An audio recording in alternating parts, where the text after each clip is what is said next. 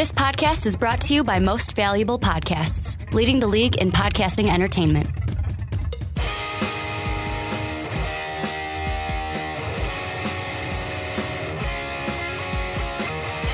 Hello, football fans, and welcome to the Onside Kick. My name is Ricky Widmer, and as always, I'm joined by the Mark Weber. Dub them E's. And this week, Mark, we got an interesting, yes, I know, we are less than, from this point recording the podcast, we're less than 24 hours. No, not 20, less than 48 hours. I wish it was 24 hours. Away from football in 2015. However, there's some things that we need to talk about today that we just can't let go before we start football. That's Deflategate. We can't let it go yet, right? Evidently not. You know, they even get rid of Tom Brady's suspension. It magically disappears, yet we're still talking about it. It still has to happen. Well, and it's like you said before we recorded. I mean, some of you may be listening going, well, guys, this is like last week's news. Well, guess what? The ruling came down It's back. the day after we posted the podcast up to you guys. So we're talking about it now. And if you've seen the title of this podcast, you may have clicked on it ragingly, I say. Because we're posing the question, and Mark, We're really happy if you're a Jets fan. or a Bills fan, or a Dolphins fan, or like you said, more Jets fan because of Spygate. But I'm going to pose the question to you, Mark. Yeah. Should Bill Belichick and or Tom Brady be banned from football, a la Pete Rose? Well, the Pete Rose comment is more in line of the Hall of Fame. Okay, because I'm thinking when I say banned from football, I'm thinking a la Pete Rose, where you cannot, nothing with the game, you're forgotten. Yeah. You are basically shunned from the NFL. We forget that we know that you were here, but we forget everything you did because it doesn't matter. And before we get into the actual question there, and Pete Rose, his thing is one of the big tragedies because everyone always says, you know, one of the greatest of all time, obviously, one of the greatest of all time, but he never gets the last bit. And we'll get into that in a little bit. The thing that needs to be prefaced before we talk about this, all this thing, we're basing this is kind of being reintroduced into all of us because of ESPN and Deadspin are the two popular ones talking about it right now, where they're just talking about basically from Spygate and previous all the way over to the Deflategate, and Ricky's giving me a signal. Yeah, I see a little thing on the side of this ESPN, the big 3 points of, you could say, this investigation. One of them is more the investigation. The other two is what we're right now with the Patriots.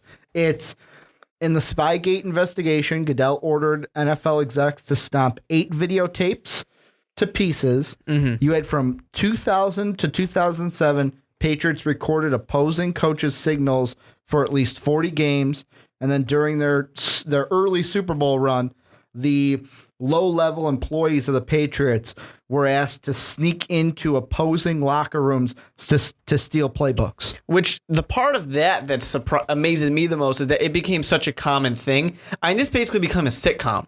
Where it became such a common thing that teams would leave fake playbooks and fake play sheets out there for the Patriots guys to steal. Well, and you know, it's the first thing I think of, especially during the play sheet or the playbook stealing. I go, then why didn't coaches, when they went into Foxborough or when they played the Patriots, why didn't they treat that playbook like the evil coach in Waterboy? Just rolled up. I'm going to keep this in my hand because I can't let you have my green playbook. Well, I think that's what they were doing the opposite direction. What you see, the Brady Bunch pops into my mind of like the old sitcom where they're stealing our stuff. Well, we're going to get them. You know, we're going to get them with the fake ones, and then we're going to win.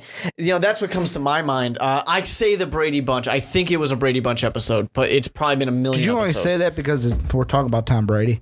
No, Brady. I mean, it's possible that's why it's in my head, but I feel like that's an episode of the Brady Bunch. Sounds like something Marsha would do. But the thing that actually kind of amazed me by that statement, and a lot of these statements, of course, are anonymous sources, as they kind of have to be. The only name that's really used is Mike Martz. He's the only person who actually pretty much talked and used his actual name. But because he should have a Super Bowl ring. Because some would say. Because he was coaching the Rams when they beat him in 2000, right? 2001 was he 2001, 2002, whatever they it won was. the Super Bowl against the Titans, and the next year the Patriots beat him, right? He was still the head coach. Yeah, he would have been the head coach.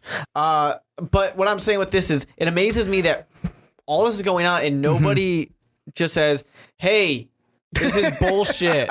Why are the Patriots allowed to do this?" Kind of sounds like our fantasy league. Hey, Ricky, this is bullshit. Yeah, Change this. It amazes me that nobody spoke up and said, "Why is this being allowed to happen?" But maybe that's part of the chummy relationship between Robert Kraft and Belichick.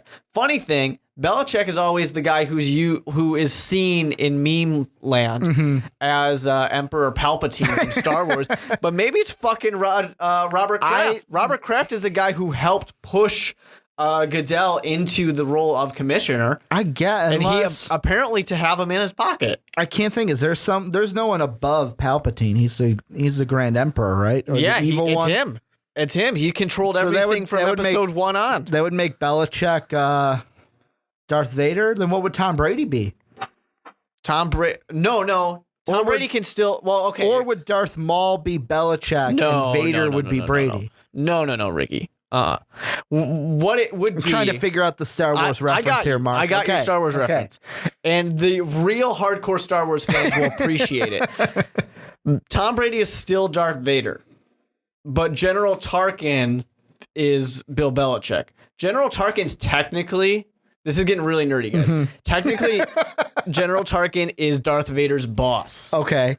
And then Palpatine is Tarkin's So you're boss. saying Palpatine is Kraft, Tarkin is Belichick, Brady's still Vader. Okay, that was really important to get. That was all very the way important. Through. You know what? I'm going to throw a reference out there, and this is because I kind of got this from Mike and Mike this morning. They were talking more about the clip that came out of this Labor Day weekend of the two high school players that targeted the ref. Grand Moff Tarkin, not General Tarkin, I guess. Did you see that video, by the way, of the two safeties that targeted the ref and hit him?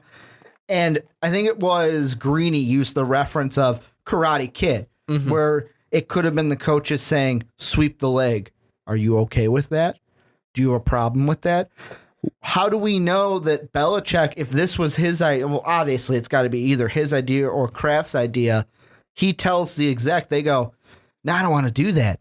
And he goes, are you not okay with that? Sweep the leg. That's basically what he's telling them by stealing the playbook. Sweep the leg. And when they go, no, are you not okay with that? Well, if you're not okay with it, you lose your job. So you want your job. So then you're okay with that. Yeah. No, here's, like I said, we have to, there's a lot of anonymous sources. They're cheaters. Can we just say that? We need to say, the Patriots are cheaters. Let me finish this. We need to say, because I realized I never said it when I tried to bring it up before. Go ahead.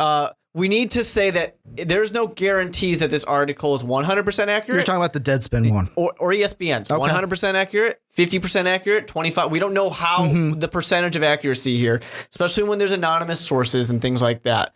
I personally lean on this is extremely accurate. I trust all these reporters and journalists here. But with that being said, there is some air of we could possibly be wrong. And we need to remember that when we are saying things like they are cheaters, they've been cheating for the past over a decade, they should get the death penalty, things like that.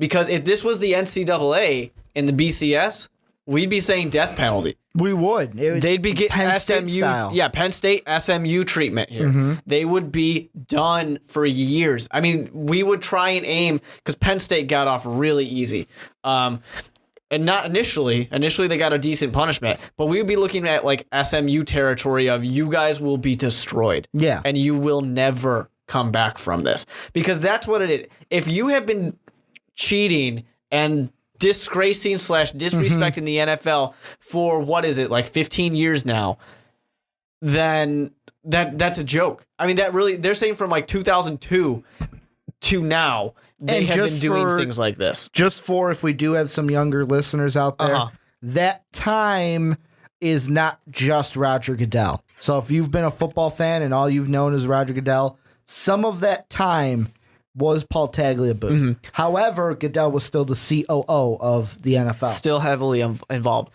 And I think a big thing with it, too, is it's fairly well accepted that Robert Kraft was one of the guys pushing Goodell on of like, this is the guy we want. So if the Patriots do have this long legacy of cheating, and I will say there is about like a 7 year gap in there where there's no like discernible, yes, they are currently cheating type of things like that. So that's something to not overlook. But with that being said, if they've been cheating for this long period of time, even with a gap in there, and Roger Goodell and Robert Kraft are all in there, like, it's just completely dirty. I mean, there's nothing the NFL can really do. You know what this kind of sounds like? Shouldn't it just be at one point where you say, no, this Patriots organization, can't we pull an NBA and say, too bad, owner, sell your team?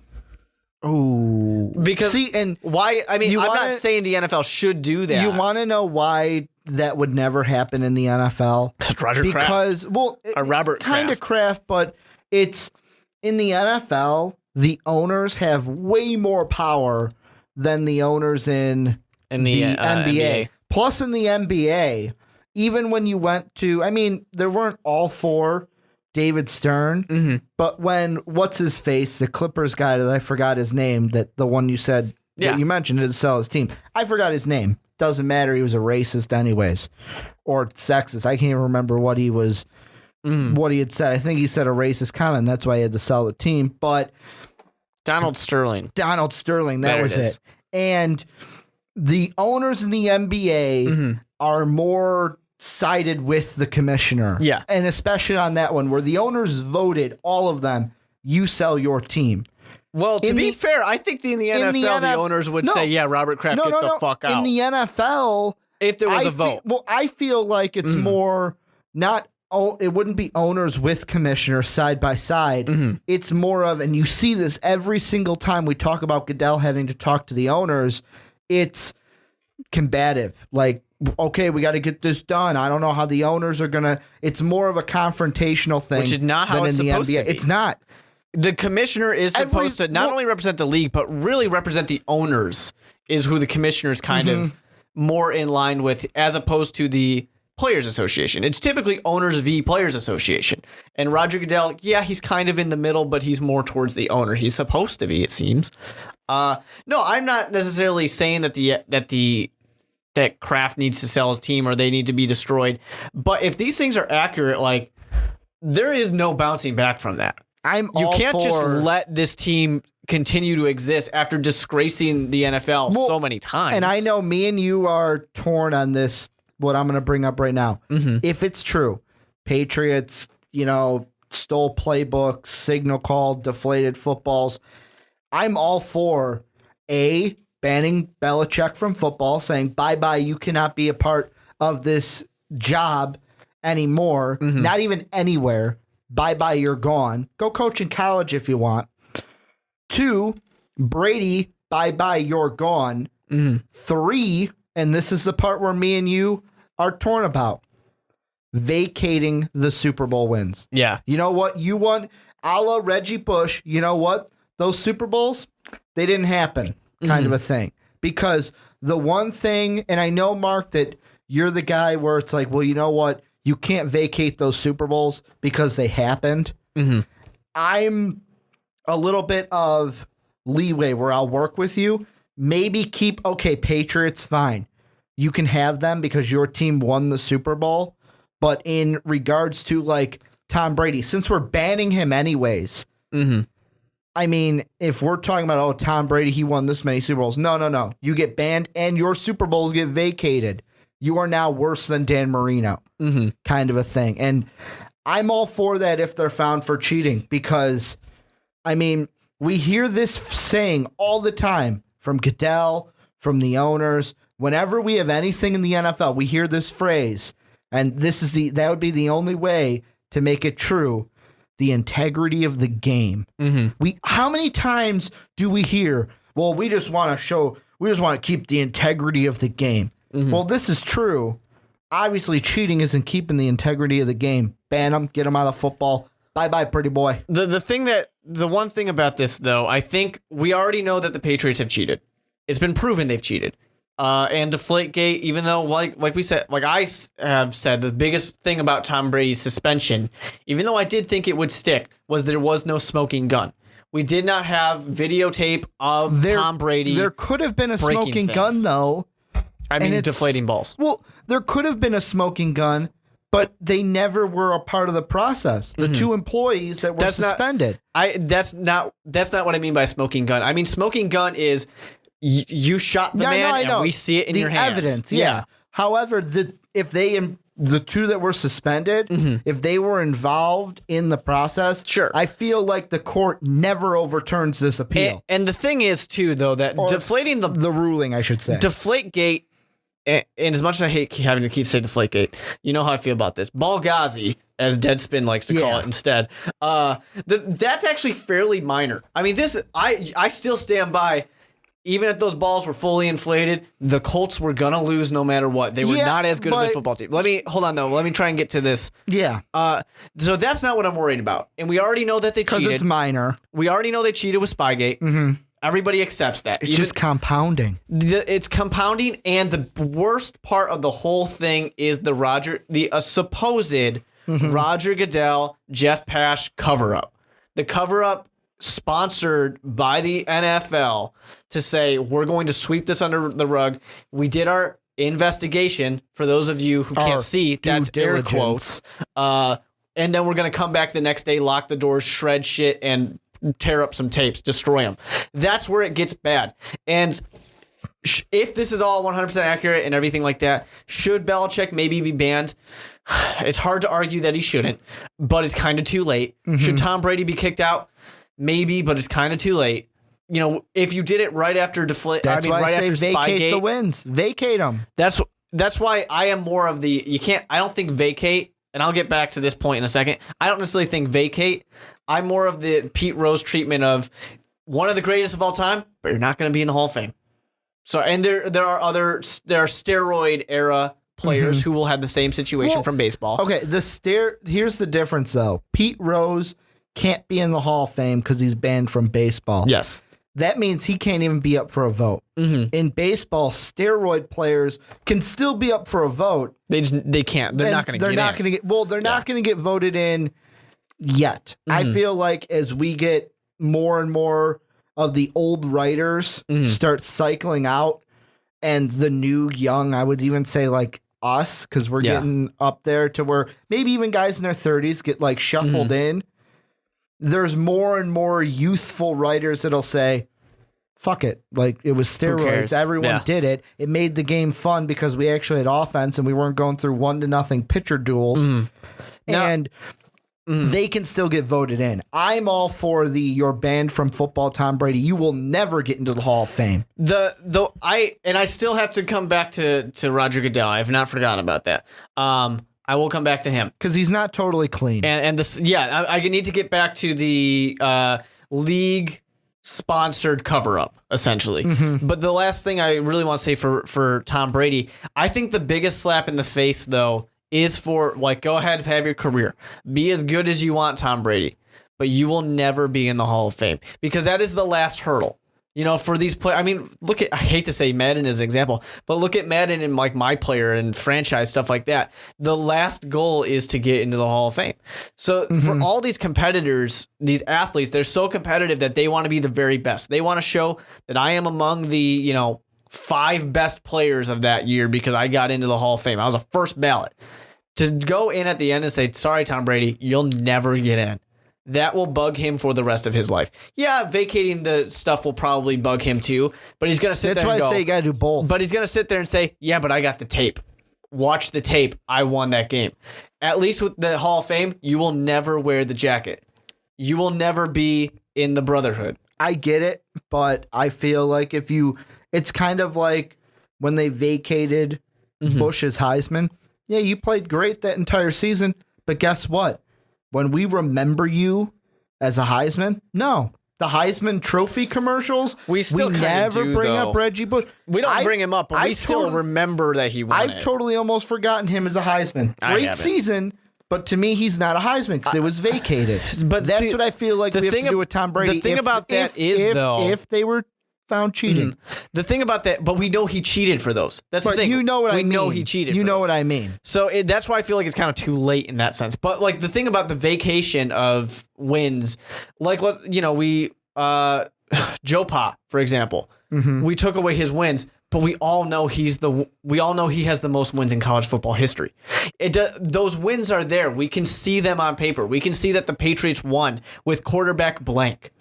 We know it's Tom Brady. Like nothing changes with that. That's why I like it better. And this is kind of, I think maybe it's a little sadistic, but I like it better as the slap in the face of, yes, Tom Brady, you did win, but too fucking bad. 4 Super Bowls doesn't mean shit. I say you do. Why not do You're both? not getting in. Why because not do he's both? still, because I think that the problem that I have with the vacation of things is just that it's pointless. I see it as pointless because he knows he won. We know he won too. And on paper, quarterback X. It's not like it goes down to, well, yeah, Ryan Mallett was there. No, Ryan Mallett wasn't there when they won the last Super Bowl. Castle. I want to say it was Castle. Whoever, it doesn't matter to me too much. Someone can correct me in the comments section. Could be Brian Hoyer. Yeah, that's true too. It really is possible. But yeah, it's not like it's going to be, let's just say Castle, for example. It's not like Castle suddenly becomes the Super Bowl winning quarterback. Here's the only reason why I'm okay with the vacation of like Super Bowl win stats, because of when 5 years down the line after Tom Brady's been banned and he's gone from football, when we are talking about, well, here are the Super Bowl, like the quarterbacks with the most Super Bowl wins. His name never shows up because we vacated them. We've basically stopped remembering it. It may have already happened, Mark. Yeah. You and I know it happened. Can't get rid of history. However, for the new fans that the NFL gains every day, it's not shoved down their throats. So let's say 5 years, even 10 years down the line, someone who's 15, let's say 15 years. So 5 years, a 15-year-old gets into football. Someone just born today. Just gets into football at 15 years old, 5 years from now. When they get to 35, even 25, it's like they don't even remember Tom Brady. And that's what I think the vacation does. For the younger fans, it's like you were never there. I understand what you're saying, and there's some validity to it for sure. But I think the conversation does come up still. As we get older, and I'm using the Reggie Bush again, go talk to someone who's 15 years old.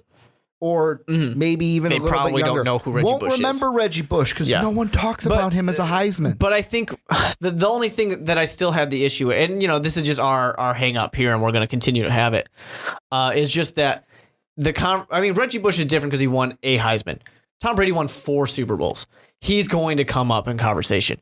If you vacate and then boom, nobody talks about it. He will though. He's going to come up because we know that he won it. Yeah, maybe in 30 years he won't really come up that much. But by then, we'll be flag football anyway, so who cares? Yeah. But like in 30 years he might not come up that much. But right now, 20, not 20 maybe, but like let's say 7-10 years down the line, when we have the conversation about the best quarterback, Tom Brady's been retired for 5 years now, whatever it might be. ESPN's still going to bring him up. They're still going to bring up that Tom Brady, quote unquote, won 4 Super Bowls. He's still going to come up in that case. See, I feel like it may be the same thing as look at ESPN. That's the example I just used. When they talk about past Heisman winners, how many times do they bring up Reggie Bush? Reggie Bush won 1. Tom Brady's won 4. But I feel like still it's just like, okay, we vacated the wins. Guys, and when I say guys, the media, we got to do the same thing with Reggie Bush that we did, or do here that we did with Reggie Bush. That's the only way that's the only way vacation affects, is if we just totally the media forget. has to buy into. Which I feel like it's Tom Brady, so will they? Probably not. No. Well, he's won the most Super Bowls combined. For a quarterback, tied with, of course, Terry Bradshaw and Joe Montana. So, he's never going to not come up, I think. I feel like I'm all for the not getting into the Hall of Fame. Same with Belichick. He'll always come up. However, I feel like the vacation is the thing. Like, we're vacating your wins just because you cheated. However, the real stinger, because like you said, that may not hurt Tom Brady. That's like that's what we're doing. But then the real stinger. Yeah. Like, that's the dagger goes in, but okay, it didn't kill him. the twist of the dagger is the Hall of Fame part. I personally you got to have both of them as a 1-2 punch. I'm going to start to move us in a different direction so we're not much in circles. Go ahead. And once again, Ricky can see that I have my finger out to remind myself that I still need to talk about Roger Goodell. I am reminding myself I need to get back to Roger Goodell. You're reminding yourself with a finger? I'll forget. Well, because I know I got a random finger pointing out in a random direction. You want to get to Goodell right now so you don't forget? I need to say one thing first. Okay. I actually think if we're vacating anything from anybody, it's more likely to be Belichick. That too. Because Belichick's the one who created the cheating atmosphere. Vacate his coaching wins. He's the one who's more likely to have anything taken away. No longer one of the greatest coaches in football. I'm fine with that. So according to these articles, Roger Goodell, Jeff Pash involved as well, basically had a sponsored by the NFL cover-up of You're getting Spygate. into the tapes. Yeah. The 8 that they destroyed. They destroyed tapes. Okay. They destroyed years worth of scouting that they did on coaching signals, things like that, playbooks that they stole, things like that, whatever it might be. So this is the biggest thing that Roger does, especially coming straight in right at the beginning of this is like in the start of his second season or whatever. They walk in, they do their quote unquote due diligence, then like the next day pretty much come back in, shut the door, shred shit, destroy shit, throw stuff on the ground, break tapes, whatever it might be. That is the thing that now that this comes out, that is inexcusable. And then to have them come out to saying two teams that are affected come out with reports that say you are fine with what we did, and then change what they said. Supposedly, according to Mike Martz, change what he said later on. That is inexcusable, and that is the thing when you see that. Integrity of the league be damned. Roger Goodell and Jeff Pash are forced to step down. They have in my mind, they have no choice. No one really does anybody care about Jeff Pash? He's just kind of a member of the legal team. But for Roger Goodell, everybody hates Roger Goodell anyways. And I've actually always been the person who said Roger Goodell doesn't need to step down because he does his job of making money for the NFL extremely well. But now I'm saying no.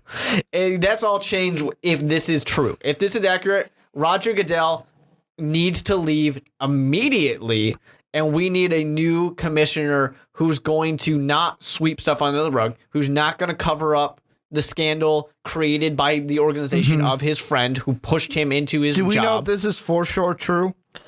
For sure true? We don't know if it's 100% true. With everything in this article, we don't. Here's one thing I'm going to say, and it's kind of going to go off of, if you look at Roger Goodell's job description, I know he makes a lot of money, but I don't want that job. Because just for the listeners, mention a few of the things Goodell's had to deal with during his tenure. Oh, man, it's been rough. Well, we can start with Spygate. We had the lockout. We had Bountygate. We had the referee lockout. We had Adrian Peterson and Ray Rice. We have all the concussion issues and the lawsuits. Richie Incognito and Martin. Did you mention the referees? Yep. Those are the ones that pretty much can come to mind. 7. And if you count Spygate, because that was kind of I counted in between. Yeah. Okay. I said that one counts too. Here's the thing I think the NFL needs to I think I might have forgotten Deflategate though. Deflategate. Well, Spygate, Deflategate, same thing. Kind of one goes into the other, because the one thing I think with that and final kibosh on it is Goodell thought, well, you know what?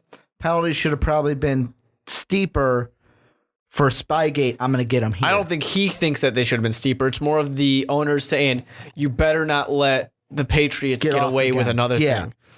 But here's what I think needs to happen in the NFL. There needs to be a discipline committee. And what this committee would be, their main job would be, for example, Deflategate. Instead of going to Roger Goodell for a suspension, it goes to the committee. They talk it out for a little bit. They say, this is what I think the suspension should be. Who would comprise this panel, Ricky? Easy. You get one guy, probably, what's his name that you mentioned? Not Goodell, but... Who are you talking about, Jeff Pash? Pash. Get somebody Pash has got to go too. Wait. Fuck Pash. You get somebody from the league who may have that legal kind of background. Boom. One person from the league.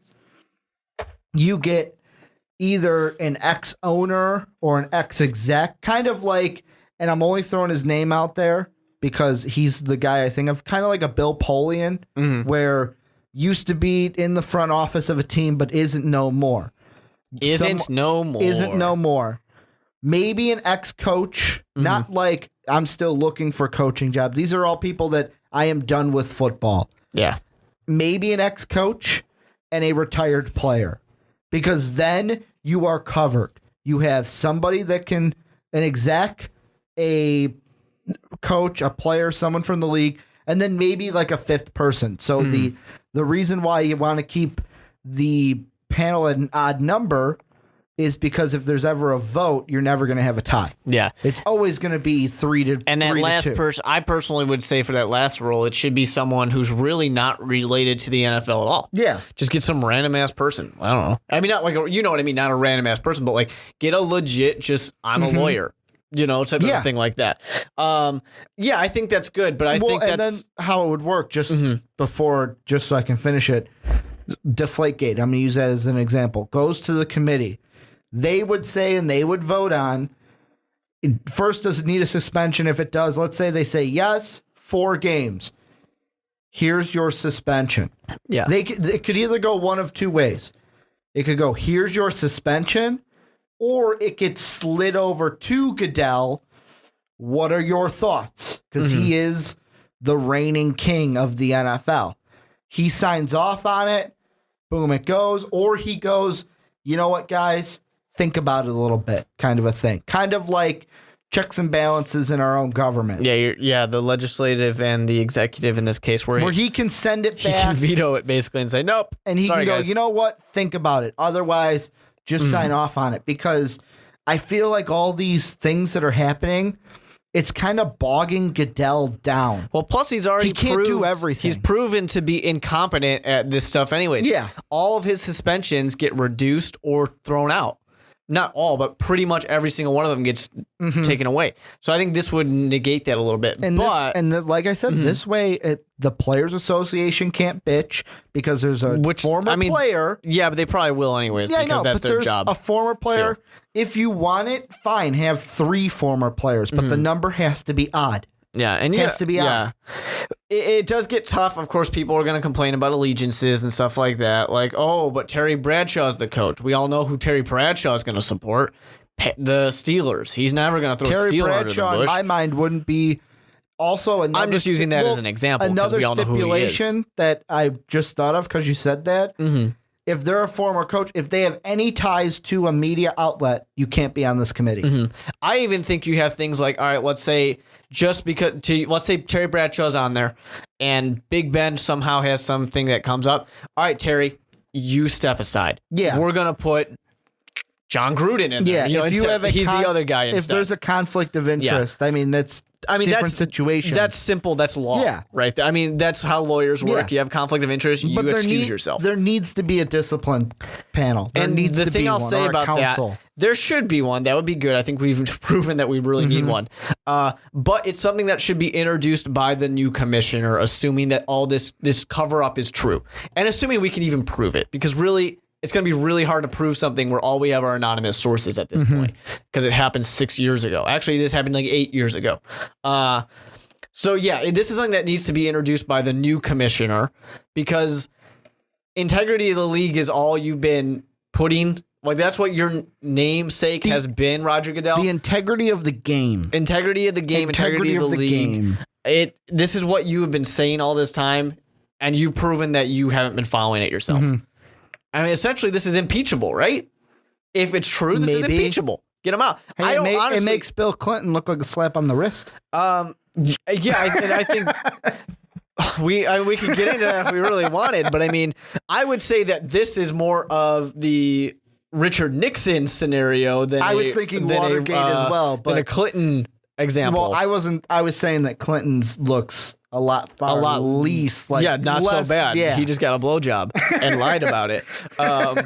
But yeah, for this, I mean, it's just this looks really bad. I mean, you are supporting your friends, you're covering up for your friends, you are disgracing the league, all these things, and it had ramifications for down the line, as we can see. Spygate didn't just go away. It became this culture within the Patriots organization. Maybe there was a cover up for Bountygate too, but as far as we know, there wasn't one. So is it coincidental that Robert Kraft's team, the guy who, like I keep saying, pushed him into this job, pushed him into this role, is the one that got the cover up? Or maybe it is just the simple fact that this is my second season. This happened in 2006 or whatever when I first came in, so I'm going to cover this up. I'm going to put in a real life analogy here because like it was 18 months into his commissionership that Spygate happened. I could see it as one of those things. Like I have a few friends right now who just getting their first teaching job. And the one thing you ask them is, oh, well, I got this idea for this. They're band guys. So of course you can have a little bit more leeway than like a math teacher. But yeah, I have this idea. However, I don't know if I want to bring it up because I don't want to rock the boat my first year. Yeah. That's kind of what Goodell, I could kind of see it as, okay, I'm going into my second year. I really don't want to piss anybody off right now because I'm still relatively new. Yeah, that's definitely a thing. It's a scandal that happens at the very beginning is not good. Especially for the longevity of your career in this case. He wanted to just push something under because that's supposedly just painted his career with this stuff. He wanted to push it under the rug so it's not as bad. The NFL doesn't look as bad. Although, I mean, really, when you look at all he had to do was say, no, we are not putting up with this. Integrity of the league, that type of thing. We are going to stomp down. That's all he had to do in that case if he wants to be the authoritarian that he's been for most of this. It's just, to me, I guess we can, like we say, we can't know 100% that this is true, that this cover-up really happened. But if the reports are accurate and they are right, if they're not, throw this podcast out, But if they are accurate... Then he might need to step down. He needs to step down because he is the guy who covered it up. That is the president of the United States saying, we did this horrible, horrible thing here. I'm going to personally cover it up. It's kind of like if Nixon does Watergate, doesn't get in trouble. Yeah, it's if Nixon he resigned, but he would have been impeached. If he still remained president after Watergate. That is what we would have here if this was true and Roger Goodell was still the commissioner. Of course, lesser scale, we're talking about football as opposed to the United States government. But, for some people, they care about football more than the government. So it's just, I don't even know. If things are true, all these guys, I'm sorry, they need to get wiped out. I mentioned the death penalty earlier. Yeah. I wish it was college football so that way an organization could just say, and unfortunately, Roger Goodell is the organization here, could just come in and say, sorry, Patriots, you guys will never be the same. You will never compete SMU style. Yeah. Have fun spending decades trying to get back to prominence. It will never happen. Like I said, I am all for if it's like, okay, cheated for sure. And we know, like you say, we know they cheated. Brady, Belichick, banned from football. Wins Super Bowls, vacated from both of you. That's what I'm okay for. Well, what I want to get into next, we'll close the podcast with a little bit more lighthearted conversation, as we're not talking about banning people from football. Here's how this is going to work, and this is how it's going to work all season. Me and Mark are going to talk about some of the big games this upcoming week, some of the things we're looking forward to. However, on past podcasts from last year, we would usually make picks for every single game. We're going to do something different this year. If you want to check out our picks, there will be a link in the description to this video or podcast if you're on SoundCloud, where me and Mark picked the top games of the week and we made our picks. We're not going to make any picks on this podcast. The only pick we will make is at the very end. Mark has a game for me. I have a game for Mark. We pick the respective game. We don't know what game is coming from the other. So that's how it's going to be each week. And I think, Mark, we have to kind of start from game one. Yeah. We talked about the Patriots. Thursday, they play the Steelers, they're not going to have Le'Veon Bell. They won't. Well, the Patriots won't have LeGarrette Blount either. Yeah. And the Patriots, let's all remember this preseason, they've looked awful. So I actually think, maybe the Pittsburgh Steelers are beneficial having Tom Brady come back because there's been so much going on that his mind's probably not all that clear. At least Jimmy Garoppolo was really fighting for something. He was fighting for that job he's going to get somewhere else. You mean that Jimmy Garoppolo kid? Yeah, that Garoppolo. I think he's Italian. But, with Tom Brady, it's he's wiping the sweat off his forehead and all that. But they've looked really bad. So it's going to take, I still think now I'm not giving them 0-4 here in these first 4 games still. But I do think they're going to slowly ease back into it. They got to kind of get back in. Here's the 2 things and this is more of the Steelers side of the football. 2 things I'm looking forward to. I know we said you return all 11 of your starters on offense. However, how do you come out with 2 of them not playing? Le'Veon Bell won't be playing. Bryant won't be playing. I mean, yeah, they got Antonio Brown. So, I mean, Martavius Bryant, who the fuck cares? But also, on the defensive side of the ball, this is the first game we are going to see. Well, for me and you, this is the first Steelers game me and you are going to watch where we don't see wonderful flowing hair Troy Polamalu suiting it up for the Steeler football. Yeah, at least live, obviously.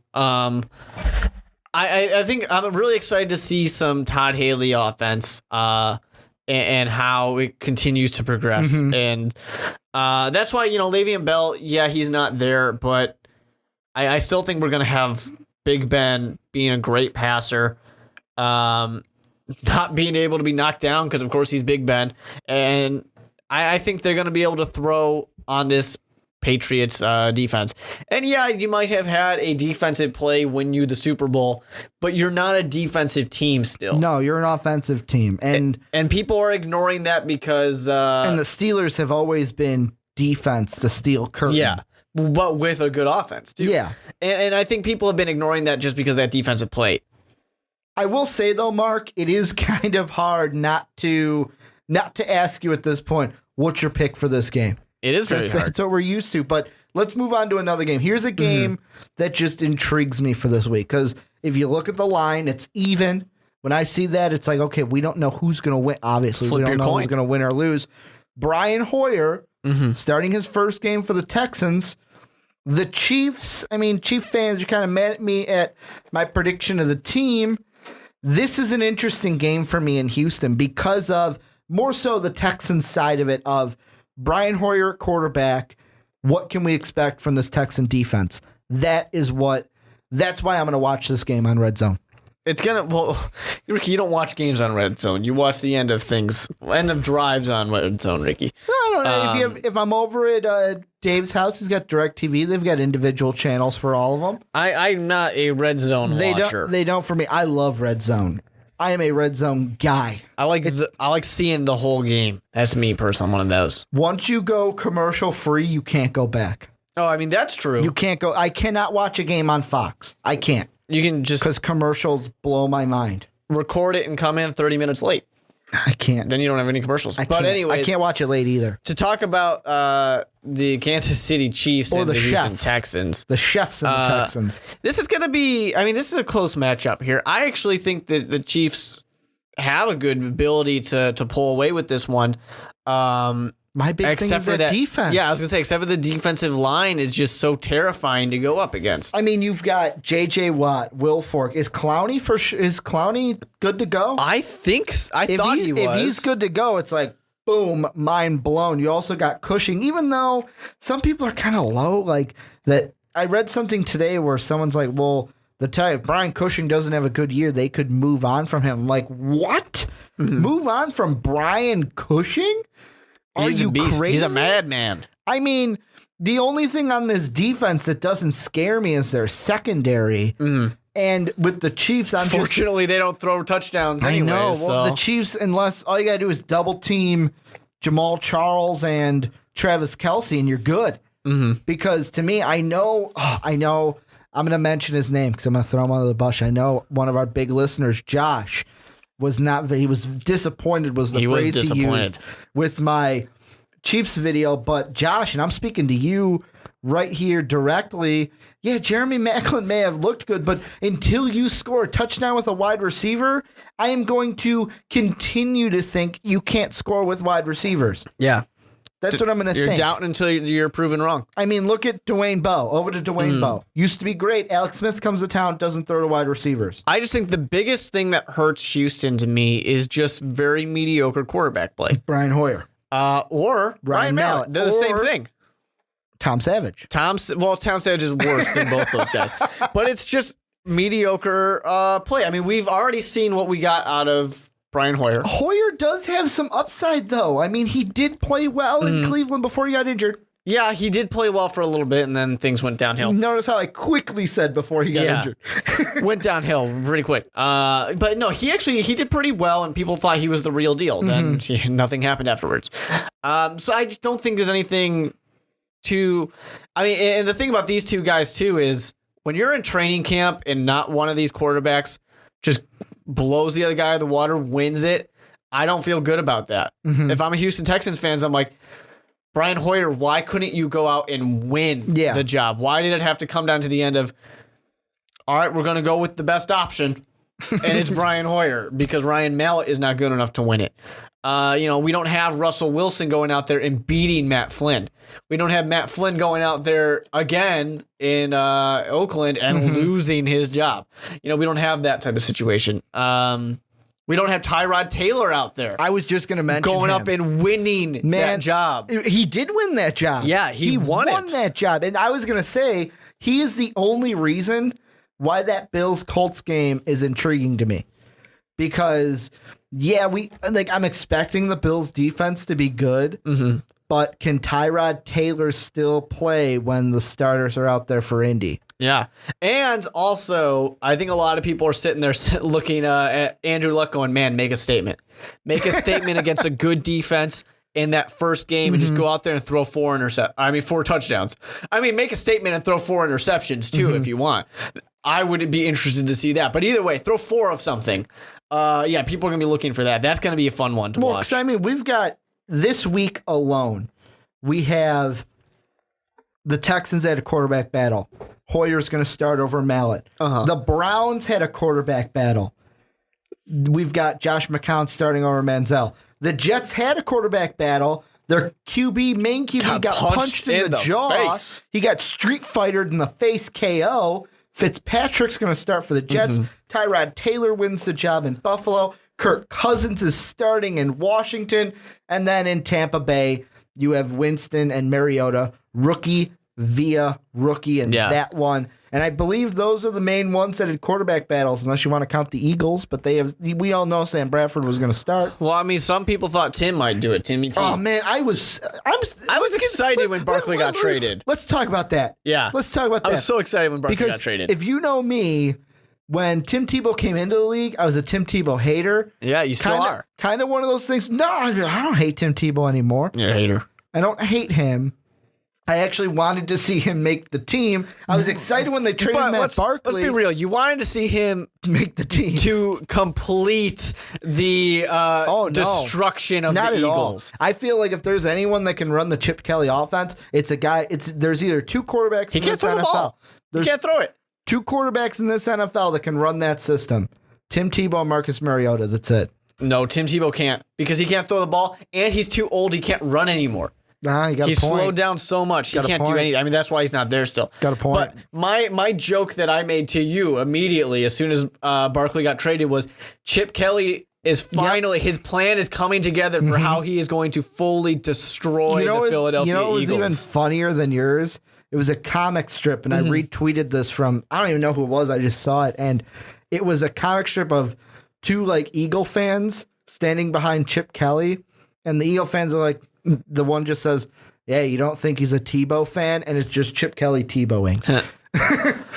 Everybody's a Tebow fan. But I think something else that's kind of, Barkley, he's just Barkley. But, I mean, I guess at least there's another option there at quarterback for when Carson Palmer gets hurt. Man, when he goes down, Arizona's got their backup. Drew Stanton, you can move to 3rd string now. I wouldn't be that confident in Barkley. I think Barkley's the second on that team now. I don't. I think he would have competed for a backup job if he got there earlier. There were some people, Eagles fans, that thought that Matt Barkley performed better than Tim Tebow. Well, it's Tim Tebow. And that Barkley should have been still on the Eagles team. Well, he shouldn't have even been traded. He probably shouldn't have been traded. But Tim Tebow is not really hard competition. I just don't get why you cut Tebow to sign Stephen Morris, who is an old Miami quarterback. Yeah, it makes no sense to me either. Not old, but he's been in the league a couple years, I believe. I got a question for you, Ricky. Go ahead. About another game. This one, people will be surprised that I'm bringing it up, but Jacksonville and Carolina. Should Carolina be worried? Just going to ask you that. Only because just gonna say there's nothing. Like, they are in a trap game. I don't know. Apparently, we got a comment on the Jaguars video that I did. We got a novel. We got a novel. Which I respect that. Apparently, I'm wrong in thinking, and I'm quoting here, I'm following the sheep when I say Jacksonville's not going to be good. I'm not following any sheep, people. Jacksonville's not going to be any good this year. I mean, I could meet the 5-11 prediction that I saw in one of the comments. Okay. Cool. I can maybe see that. There are some games where maybe Jacksonville surprised some people, but I'm going to say it now. Jacksonville and the Raiders, you guys are in the same boat. This year may not be the year. Next year may be it. You know what's the most important position, though, for the Jaguars this year? Wide receivers. Because if those Hearns, Robinson, if they don't step up, the Jaguars will have a top 10 pick. That's how bad they're going to be. And they're going to go... more than a top 10. And they're going to go wide receiver. I wouldn't be surprised if Hearns and Robinson don't do well, and we see the Ole Miss guy, Laquan Treadwell, suiting up for Jacksonville next year. Yeah, I mean, Blake Bortles needs somebody to help him out there. They got Thomas now, but he's not going to be playing this game. Yeah, he's not going to play this game, and he doesn't have Peyton Manning throwing because he was a no-name, and Peyton Manning made him a real deal. But I like how I took your question and just talked about the other team. Carolina, they're interesting to me because, I mean, the starting two wideouts are going to be, I can't remember his last name, but his first name is Charles, but Barkley. Charles Barkley. He's suiting up out there. The interesting story about that is they call him Philly. He wants to go by his name Charles or something, but Ron Rivera refuses to call him that. He'll call him Philly. That's funny. I don't know if that's a nickname or something. Also, are you thinking of Corey Brown by any chance? I'm just looking at the roster. I do not know this story, but he's the only guy with a C name. Okay, it could be his name's Corey, but they call him Philly Brown or something. I don't know. I saw a tweet from Gil Brandt about it today. Him and Ted Ginn, I believe, are the starters for this game at wide receiver. I mean, Ted Ginn for sure. That's not doubtable. Do we need the junior on his name? Do I need to put the junior? Yeah, we should put it out there. Yeah, just so Ted Ginn knows. and Corey Brown or Philly Brown, Ron Rivera will we should put the junior out there. Yeah, Ted Ginn. Yeah, ignore the junior. However, I'm interested to see how much of Devin Funchess we see.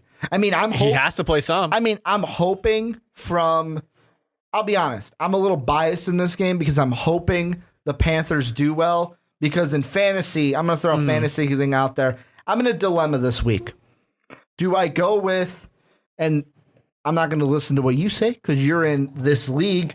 Do I go with Cam Newton and Greg Olsen against Jacksonville or Teddy Bridgewater and Kyle Rudolph against the Niners? Ricky, That's my dilemma. I gave you real advice during the draft. There was no reason for you to draft Cam Newton. He doesn't have wide receivers. He has Greg Olsen. That's it.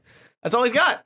You are counting on that. Yes, Greg Olsen's great. I love the man. Go Bears, claw up. That's a combination of Greg Olsen's two teams. And if you're sitting there thinking, Ricky, like, I'm interested why you did that. You're thinking that because I drafted two tight ends and two quarterbacks with the same bye. Yeah. Yes, you did. Faux pas on me. And let's put it out there. Ricky didn't realize it until he says, yeah, and then I got Teddy Bridgewater. I'm like, he's got a week 5 bye, right? Ah, fuck. That was my thought in my head. Because I thought about drafting him, but I had Ryan Tannehill, and I'm like, nope. I'm not going with that. I'm going to throw this one at you, only because, and I mean, I could care less how this game goes. It's just more of a football fan game, but you're a fan of this team. Just tell me as a Bears fan, even if you lose the game against the Packers, what's a win for you? What are you leaving this game going, okay, I feel good about this game? I'll get to that in a second, but I will say that if the Bears even stand a chance against the Packers, it's this game. First game, Jordy Nelson's not there. This is where the Jordy Nelson's going to have the most impact. Yeah, in that first game, because they're still kind of getting other things established. And for John Fox and Fangio and Gase out there to just come out and say, hey, guys, everybody doubts us. Let's make a statement. This is the only game that I think that they have a chance with that. And then it'll go back to, not being that great 5-win team or something like that. A win is honestly not getting blown out. Just at the fourth quarter, having a chance that isn't just garbage minutes. Mike McCarthy, he had a point when he said that, they just beat the Bears. I don't remember the exact quote, but he just like, he's not worried about playing the Bears because we beat the Bears. That's what we do. And that's true. The Bears, yes, they're leading the all-time record. But if the Packers win both these games, which we kind of expect them to do, I believe they tie it this year. They tie the all-time.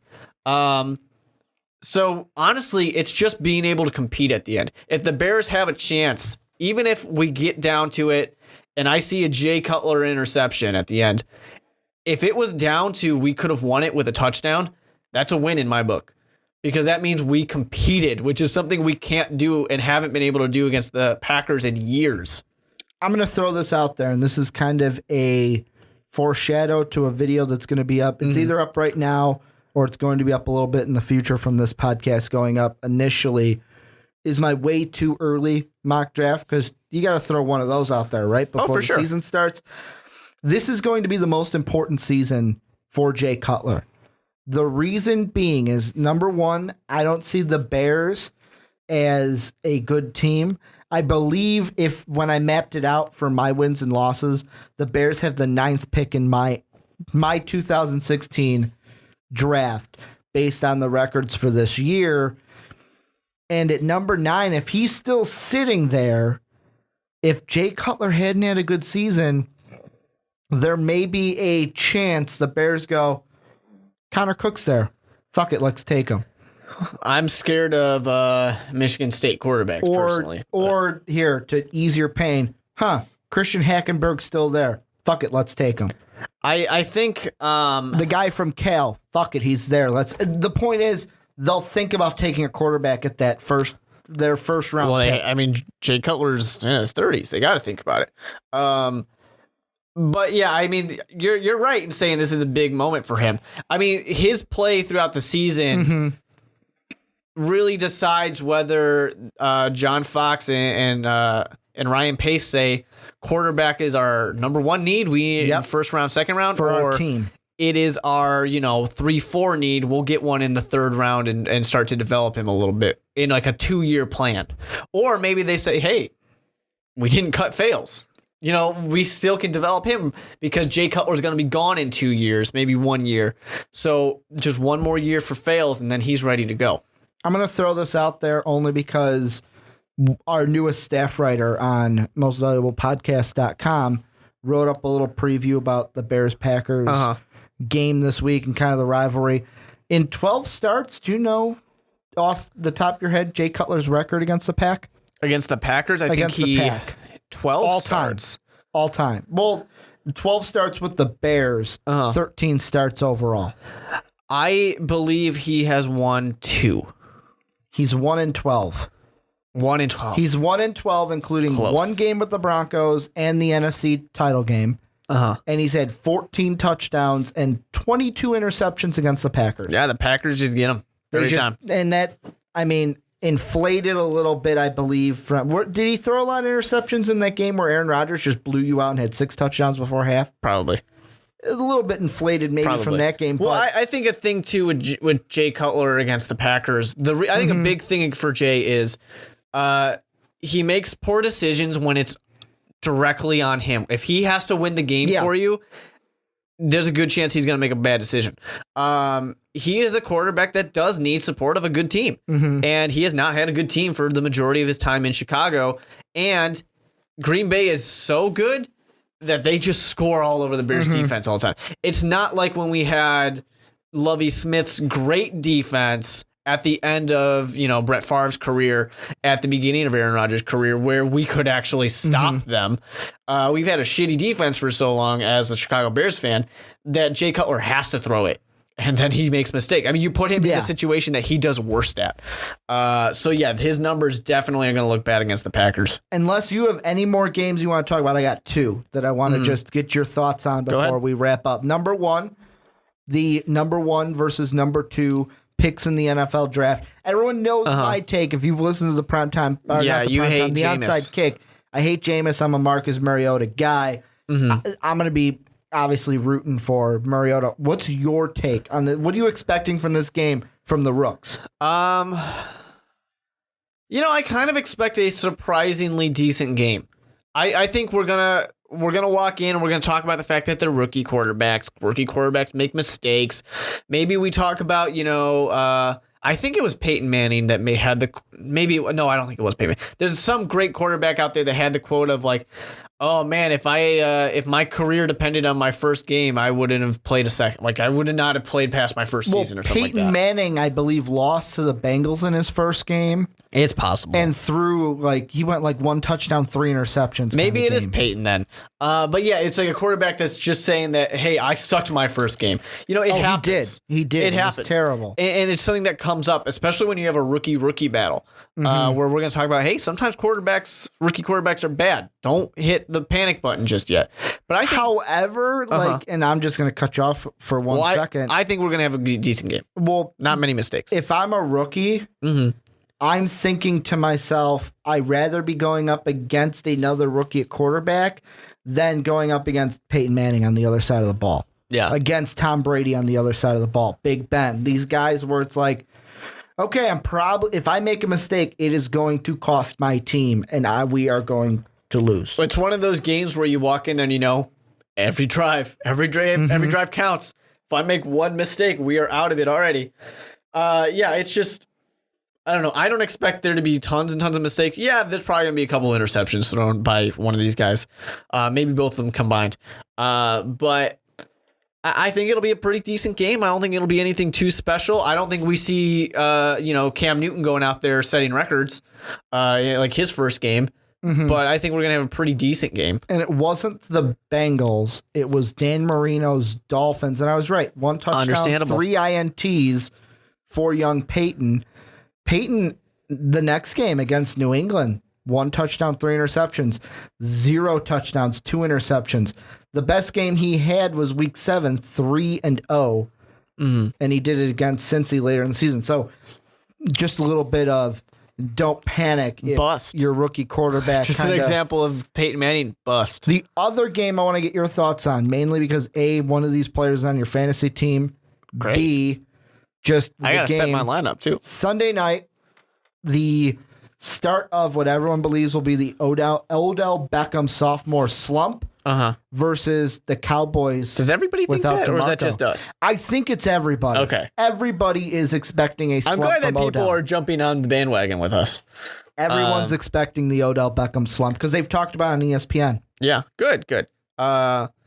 And sometimes, to be fair, sometimes ESPN's just really loud. And I love during our draft, Mark goes, I'm going to go against everything I've said, but here's Odell. I had it upset me so much because I'm like, Odell is the best player he's the best, but I'm like, he's the best player on the board. So you just went BPA at that point. Yeah, he was the best player on the board, and I was like, I don't want to take him because I've been saying he's going to not be as good this year. And I was like, I got to do it.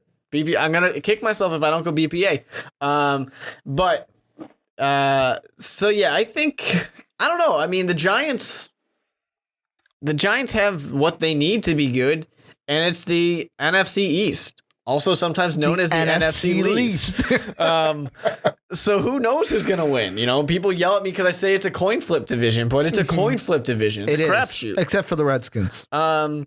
I guess who knows? Well, now we got the All-American. The All-American Kirk Cousins. So who knows what he can do? He should just go out there with a cap shield. Just throw it a cap shield on his arm. He probably should. If Cam Newton gets to be Superman, why can't he be Captain America? No, I know, right? But I think This is, to me, more important for the Cowboys than the Giants. I mean, whoever gets the post-DeMarco Murray era starts in Dallas. Yeah, but it's also the Giants saying, hey, everybody doubted us and we weren't that great last year. We're back. We are a competitor. Yeah, for me, with me, maybe it's me looking more at, right now on ourlads.com, where I get all the depth chart information I need.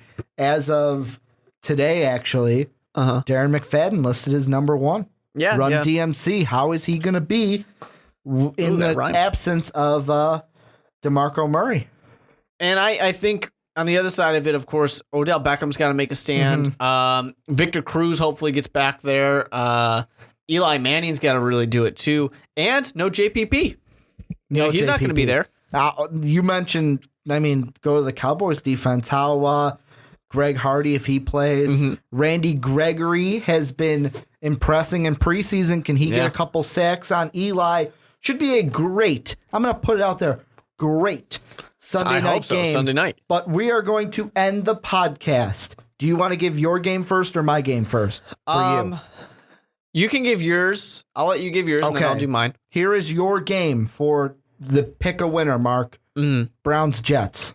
Cool. And you want me to make my pick, or do you want me to wait? Talk a little bit. Make your pick. Okay. What do you think about the game? Make your pick. Cleveland Browns, New York Jets. A game for the ages. This is going to be a fun one. It's... I don't believe... I watched Josh McCown played really well in Chicago. And then he went and was awful. Just as he was before he got to Chicago. Didn't he tear apart those Cowboys with the Bears? Or was that the game Cutler came back and you guys got destroyed? I don't know. He played a few games. I forgot that season existed. You know what? I forgot that Mark Trestman even Just existed. like that NFC Championship game, right? What NFC that Championship Super Bowl? game? What Super Bowl? I remember Devin Hester returning a kick for a touchdown. Then it's black from there on out. I'm pretty sure we won after that. But I like to block those things out. And I just don't... he's not that good. He is competent, but he also likes to throw interceptions. Yeah. People complain about Jay Cutler throwing interceptions. Josh McCown goes on a team without the best tandem of wide receivers. What's he do? Those interceptions. He's got Dwayne Bowe now. I do not believe in the Cleveland Browns right now. And I don't think it's going to get any... I think that Josh McCown will lose his job to Johnny Manziel eventually. Not because Johnny Manziel is that great, but because Josh McCown is not that good. Yeah. It's going to happen. And then after that, I don't think Johnny football is going to be that much better. But I do think that having Fitzmagic out there, even though Fitzmagic likes throwing those magical interceptions. The pick sixes. Yeah, the New York Jets, I think, win this game. I do believe that they'll get it done, especially since they're at home. Interesting. I think they're going to grab this one. Interesting. So you're going with the Jets. I am going to go with the Jets. How about your game for me? What do you got? What do you got, Mark? What do you got? This one, even though, it's a little bit of two things, Ricky. It's one, because I know Josh really wants this to happen. Oh, and it's another one because it's a tough game. And I think Chief fans are angry enough. They want to see, they're giving you a chance at redemption, Ricky. Okay. You get the Kansas City Chiefs versus the Houston Texans. Okay. First off, before I talk about this game, I totally thought you were going to go in a different direction, knowing my love for Marcus Mariota and my hate I know who you're going to pick. Winston. That's not a surprise. Also, I thought you would get me with a different game, maybe Carolina, Jacksonville, or Miami, Washington. Those are all games I know who you're going to pick. In this game, I am going to go out on a limb and say, Chief fans that were mad at me in this in my video for the Chiefs, I gave you this game in the video. When I was editing that video, I went, I may be second guessing myself with this game because of that defense. Yeah. That defense for the Texans, and it's at home. However, Brian Hoyer. And at the time I made that pick, it was when we recorded that bunch of videos. It was right after preseason game number 1. We didn't know who was going to be starting for the Texans. However, even though we know who's going to start, I will stick to my laurels. I will stick to my guns. I'm picking the Chiefs, just like I did in the video, giving you guys the first win, first game of the season. this is not one of the games you guys should be mad at me about because I gave you this win. However, I will go out on a limb and say Jeremy Maclin, 0 touchdowns, the only 2 people to score. Alex Smith may have a touchdown, but Travis Kelce, Niles Davis, and Jamal Charles are the only 3 that are going to score. No wide receivers get a touchdown. Never. Entire season. Bold prediction week 1. No receivers get touchdowns for the Chiefs. There you go. Any upsets this week, do you think? Maybe the Bills over the Colts. All right. Maybe I'm sticking to my Rams over Seahawks upset. Raiders Bengals. Who's going to take that one? Who's going to take that one? Raiders Bengals. I said that's going to be interesting. I'm like, no, wait, I'm pretty confident in who I think is going to get that one. Raiders Bengals. I don't think anyone's going to take that one. But do you think there's going to be any upsets? Bears Packers. Would that be an upset? Yeah, that would be an upset. Are you going to take? Would you take that upset? I would take it. I'd gladly take it. The line is at Green Bay -7, so Green Bay is going to win by a touchdown. I would be happy even if they had that, because like I said, as long as we're in competition at the end. But I think the Bears, Dick Cook can do it. Well, that is going to do it for. That's number 1. This is the first one for the NFL season. Wow, it's been the longest one we've done in a while. Just looking at the time, I want to thank you guys for checking out this podcast. Click down any descriptions that we talked about, videos, the pick video, the draft video, down in the description. Go ahead, comment on anything we talked about. Deflategate, Roger Goodell, games for this week, the 2 picks we made at the end. I'm going to make this short and sweet. Hit the like button if you like the podcast. Hit the sub button if you loved it. Thank you again for checking it out. And as always, have a good day, everybody. Thank you for listening to this MVP podcast. Follow us on Twitter at Most Valuable Pod for more great podcasts.